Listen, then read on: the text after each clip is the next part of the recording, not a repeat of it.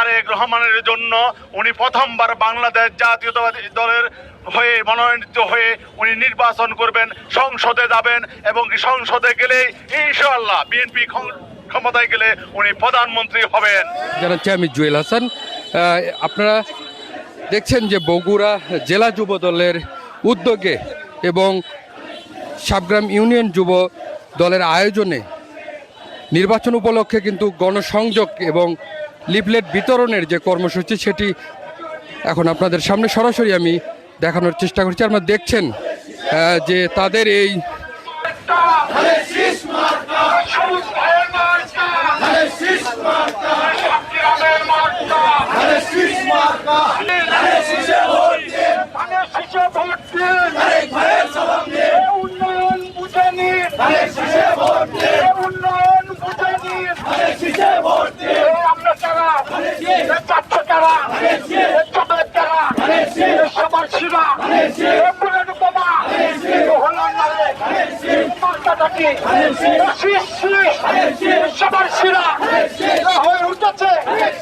প্রিয় নেতৃবৃন্দ,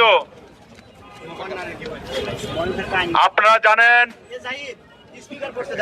ইতিমধ্যেই বগুড়াতে সদর আসন গাবতলী আসনে আমাদের প্রাণপ্রিয় নেত্রী দেশনেত্রী আফসেন নেত্রী বেগম খালেদা জিয়া এবং আমাদের প্রাণপ্রিয় নেতা জনাব তারেক রহমান নির্বাচন করছেন।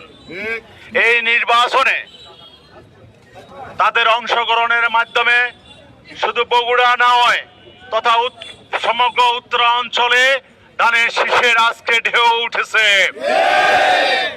বিগত দিনের ন্যায় ধানের শীষের উত্তরাঞ্চলের যে ঢেউ সেটি এখন বিশাল আকার ধারণ করেছে। ভাইরা আমার, আজকে আপনারা এখানে সবাই কেন সমবেত হয়েছেন?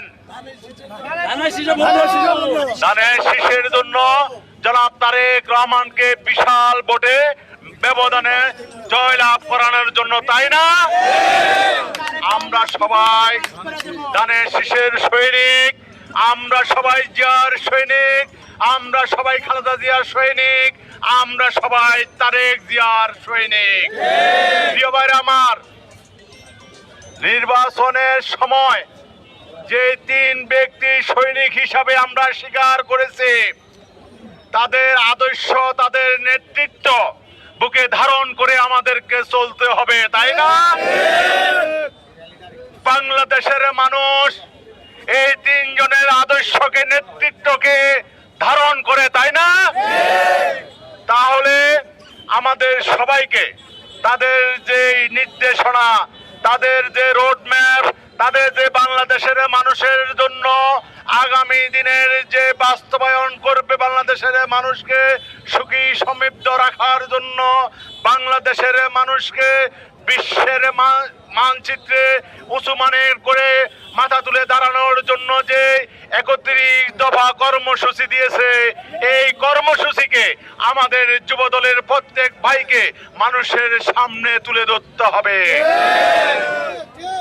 তাহলে মানুষ আমাদের তারেক রহমান খালেদা জিয়ার প্রতি আকৃষ্ট হয়ে যারা বিগত দিনে অন্য আদর্শের লোক ছিলেন, তারাও ইনশাআল্লাহ এবার ধানের শীষে ভোট দিবেন। আমি আমার এই পথসভায় বক্তব্য দীর্ঘায়িত করব না। আমরা এখন সবাই গণসংযোগে যাব। গণসংযোগে যাবার সময় আমি সবার প্রতি আহ্বান জানাবো, এখানে বাজার হচ্ছে, এখানে বিভিন্ন দোকানপাট আছে, এখানে যদি আমরা আপনারা শত শত মানুষ আছেন, এখানে সবাই যদি একসাথে হাঁটেন তাহলে কিন্তু মানুষের বিঘ্ন সৃষ্টি হবে, তাই না?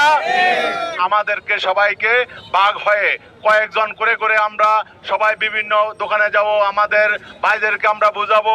আমাদের এখানে যাদেরকে কাছে যাবেন আপনারা দেখবেন সবাই বলবে যে আপনারা কেন এসেছেন, আমরা তো ধানের শীষে ভোট দিই, কিন্তু তাদেরকে বলতে হবে আপনারা দেন। কিন্তু তারা বিগত দিনে অন্য আদর্শে ভোট দিয়েছেন, অন্য আদর্শে যে কয়েকজন ছিল, এইবার আমরা আশা করি আমাদের নেতা তারেক রহমানের জন্য উনি প্রথমবার বাংলাদেশ জাতীয়তাবাদী দলের হয়ে মনোনীত হয়ে উনি নির্বাচন করবেন, সংসদে যাবেন এবং সংসদে গেলেই ইনশাআল্লাহ বিএনপি ক্ষমতায় গেলে উনি প্রধানমন্ত্রী হবেন।